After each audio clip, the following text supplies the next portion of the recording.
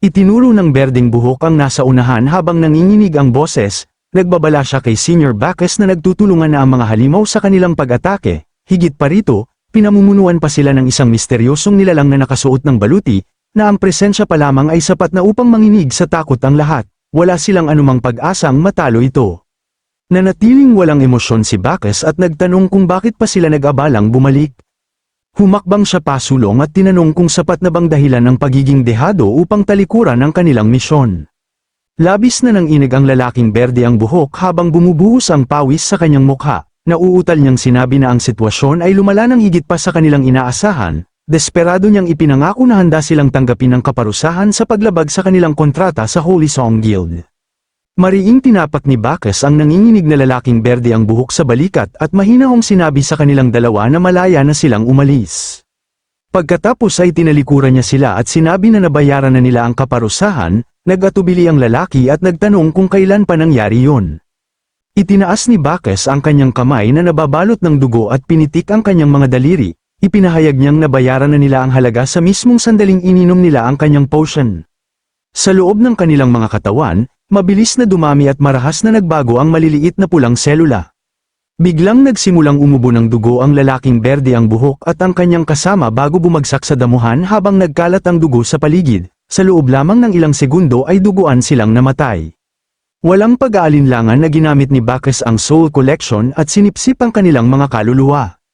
Habang hawak ang isang kumikislap na kwintas na hugis krus sa kanyang dagwang kamay, sinabi niyang kahit napakahina ng dalawang yun, mas mataas pa rin ang halaga ng kaluluwa ng tao kaysa sa mga kaluluwa ng mga halimaw na walang isip. Samantala, sa ibang bahagi ng kagubatan, biglang lumitaw ang isang portal na yari sa kristal na yelo.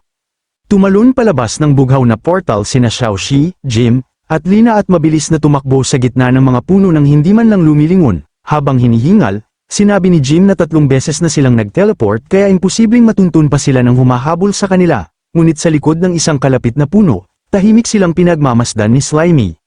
Natuntunan niya ang kanilang kinaroroonan, hanggat nasa loob sila ng saklaw ng kanyang mycelium network, imposibleng makatakas ang mga ito, umaasang maresolba pa ang lahat ng mapayapa sa huling pagkakataon, nagpasya siyang kausapin muli ang grupo.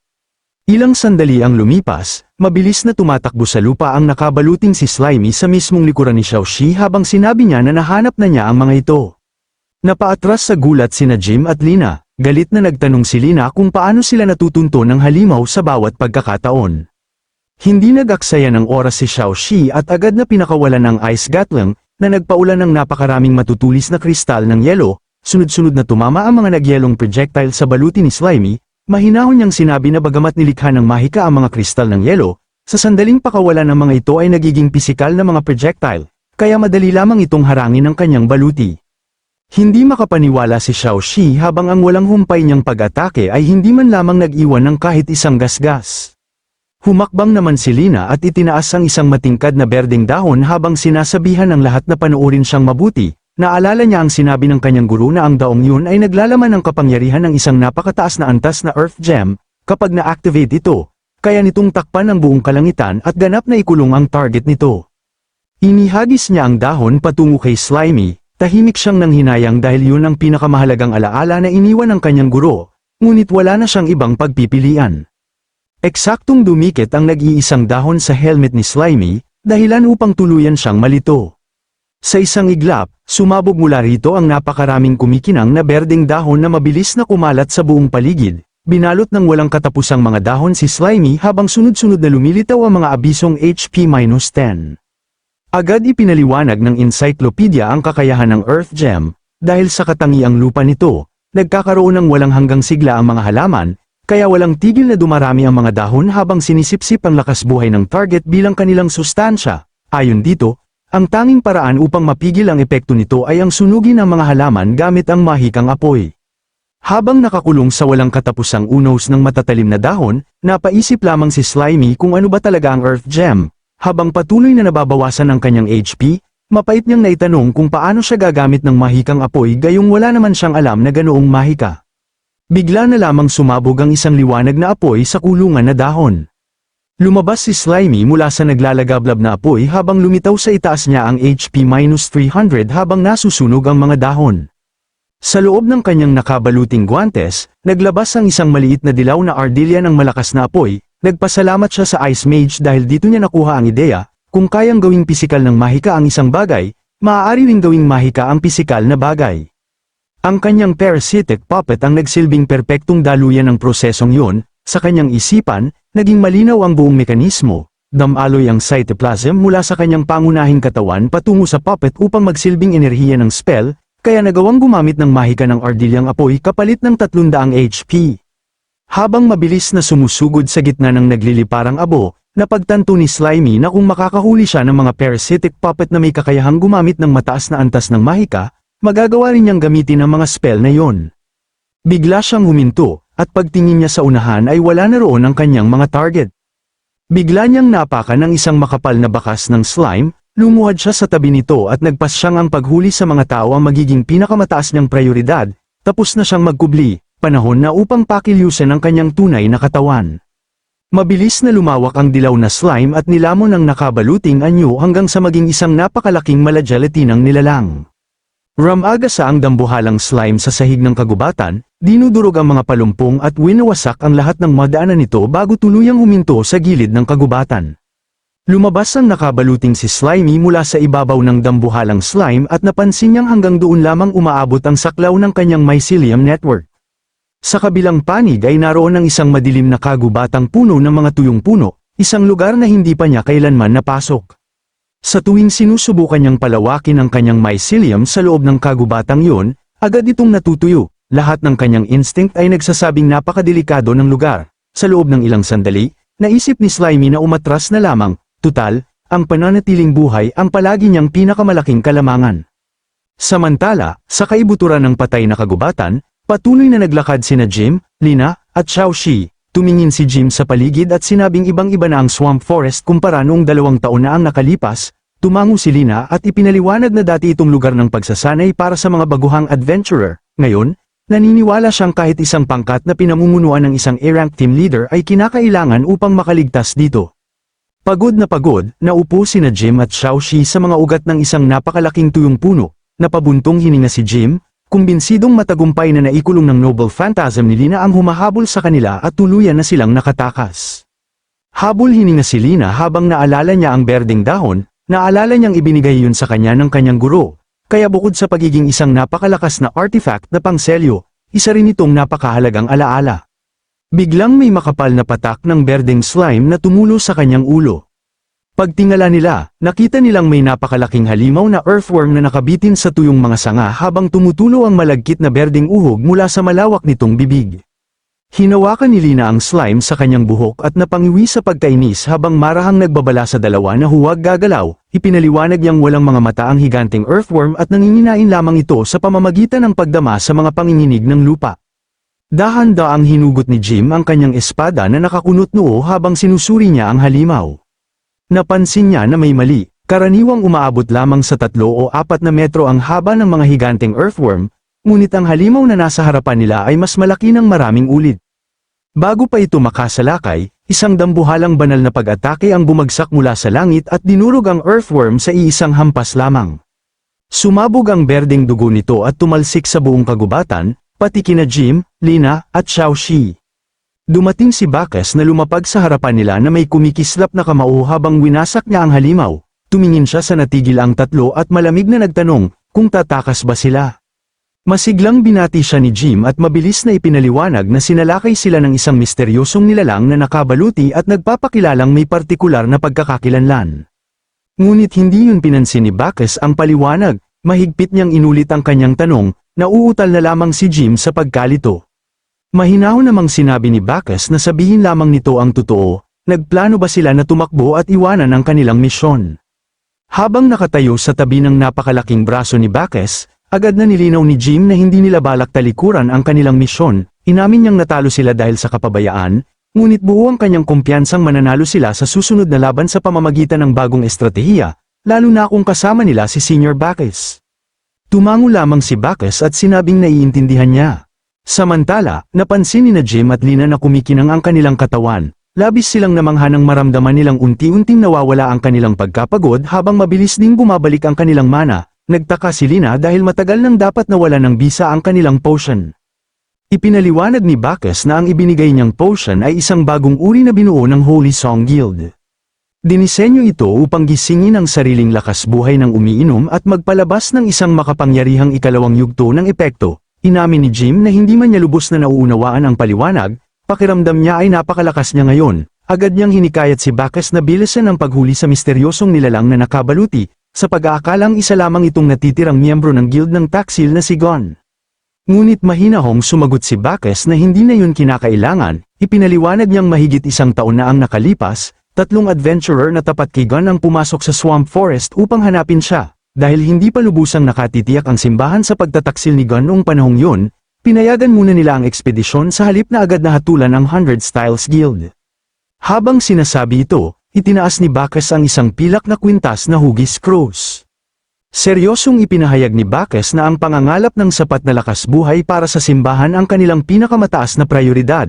Buong kumpiyansa niyang sinabi na ang misteryosong umatake sa kanila ay malamang isa lamang sa 3 pangalawang uring tagasunod na tapat kay Gohan. Idinagdag pa niyang kahit nakaligtas man ang mga ito sa ilang, aabot lamang ang kanilang lakas sa A-rank, kaya wala silang dapat ikabahala.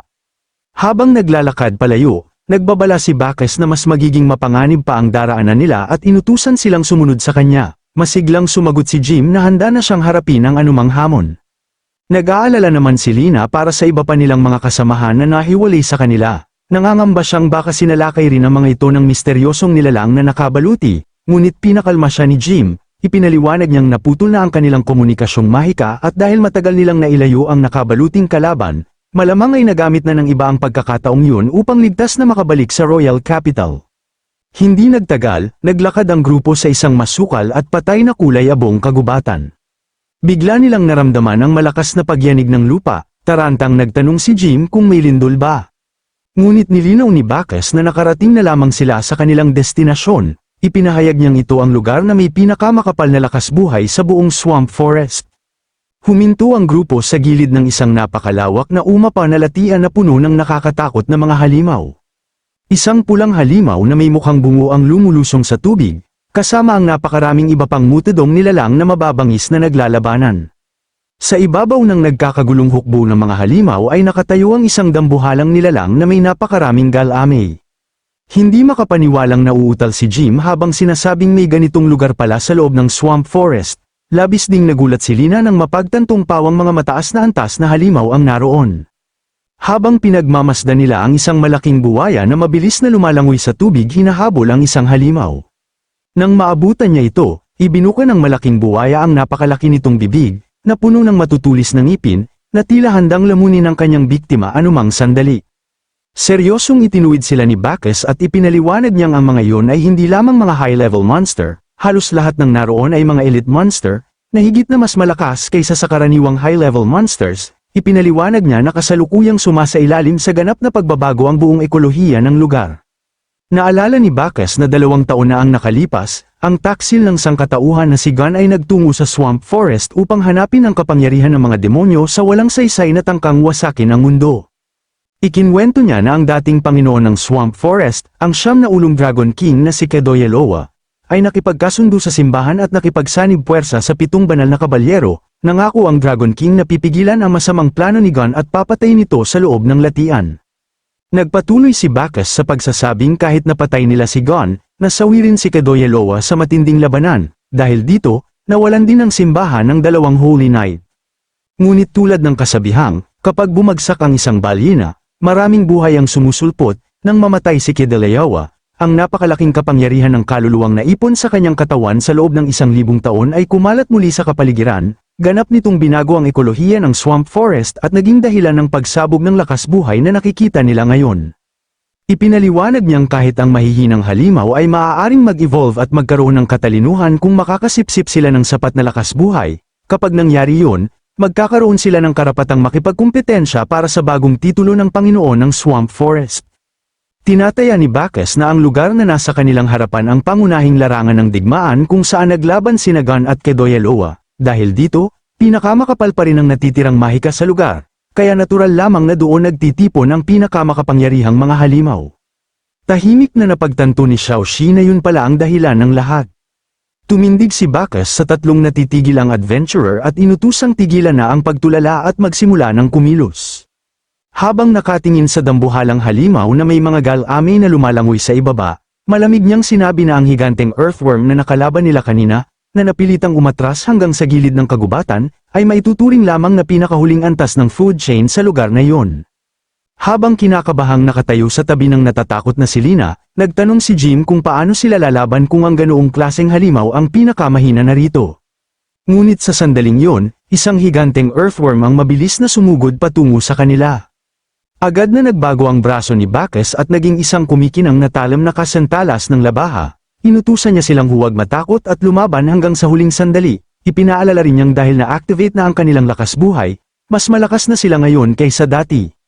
Sa isang mabilis at malupit na galaw, walang kahirap-hirap niyang hiniwas sa dalawa ang mga higanteng earthworm gamit ang kanyang matalim na braso, tumalsik ang berdeng likido sa buong paligid. Habang inaatake ni ang halimaw, nagulat si Jim nang mapansin niya mas malakas na rin ang sarili niyang espada kaysa dati. Sinamantala naman ni Lina ang pagkakataon at sinipa palayo ang naputol na bahagi ng halimaw. Kasabay nito, mabilis na nagpatawag si Xiaoxi ng matatalim na tipak ng yelo upang tusukin ang natitirang bahagi ng halimaw. Habang naliligo sa berdeng likido, tuwang-tuwang sinabi ni Lina na patuloy pa ring dumadaloy ang lakas sa kanyang katawan, inamin niyang kahit gaano katindi ang labanan, hindi man lamang siya nakakaramdam ng pagkapagod.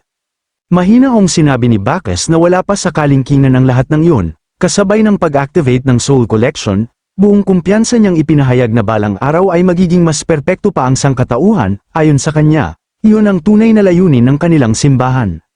Biglang may isang dambuhalang halimaw na parang higanteng lamok ang mabilis na sumugod mula sa himpapawid.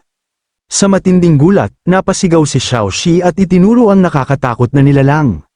Bago pa sila makakilos, ginamit ng halimaw ang napakalakas nitong kapangyarihang sumipsip, dahilan upang mahigop pa itaas ang sumisigaw na grupo at mga labi ng halimaw na kanilang pinatay. Ngunit sa isang iglap, isang napakalakas na pag-atake ang tumama rito at tuluyang pinasabog ang katawan ng dambuhalang halimaw. Habang umuulan ng bughaw na likido, ligtas na bumagsak muli sa lupa sina Jim, Lina, at Xiaoxi. Samantala, nagbago ang braso ni Bacchus at naging isang nakakatakot na kumpol ng mapuputlang mga kamay. Casual niyang sinabi na kailangang seryosohin ang mga halimaw na nasa ganoong antas. Unti-unting bumalik sa normal ang kanyang braso, pagkatapos ay lumingon siya sa tatlong natulala at tiniyak na habang naroon siya, wala silang dapat ipag-alala dahil poprotektahan niya sila. Mahinang bamulong si Lina kay Jim at nagtanong kung hindi ba kakaiba ang braso ni Senior Bacchus. Ngunit bamulong lamang pabalik si Jim na marahil isa lamang itong napakataas na antas ng transformation magic at sinabihan siyang huwag nang mag-isip ng sobra. Habang nakatayo sa bughaw na dugo ng halimaw, humingi ng paumanhin si Bacchus, ipinaliwanag niyang madalas siyang maging madaldal kapag nagiging malapit siya sa mga tao.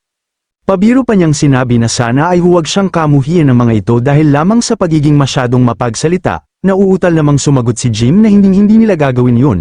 Puno ng pasasalamat niyang sinabi na bukod sa pagbabahagi ng napakaraming kaalaman, ilang ulit na rin silang iniligtas ni Bacchus. Habang hawak ang kanyang pilak na kwintas na hugis krus, ipinaliwanag ni Bacchus na ang misyon ng Holy Song Guild sa paglalakbay na ito ay siya mismo ang namamahala. Direkta rin itong nakaaapekto sa kanyang S-rank evaluation, kaya labis niyang pinagtutuunan ng pansin ang misyong ito. Mahigpit niyang sinabi sa tatlong adventurer na kailangan lamang nilang makipagtulungan sa kanya at huwag maging pabigat. Buong kumpiyansa niyang idinagdag na kahit manood lamang sila sa buong laban, kaya pa rin niya silang maibabalik ng ligtas sa Royal Capital. Ngunit halatang kinakabahan si Xiaoxi, mahinahon niyang sinabi na sa palagay niya ay dapat na lamang silang bumalik. Ipinaliwanag niyang kahit mas lumakas na sila, wala pa rin silang pag-asang matalo ang mga elite monster na naroon. Pagkarinig niyon, biglang kumislap ng nakakatakot ang mata ni Bacchus. Galit niyang sinabihan si Xiaoxi kung gusto ba niyang tumakas sa misyon.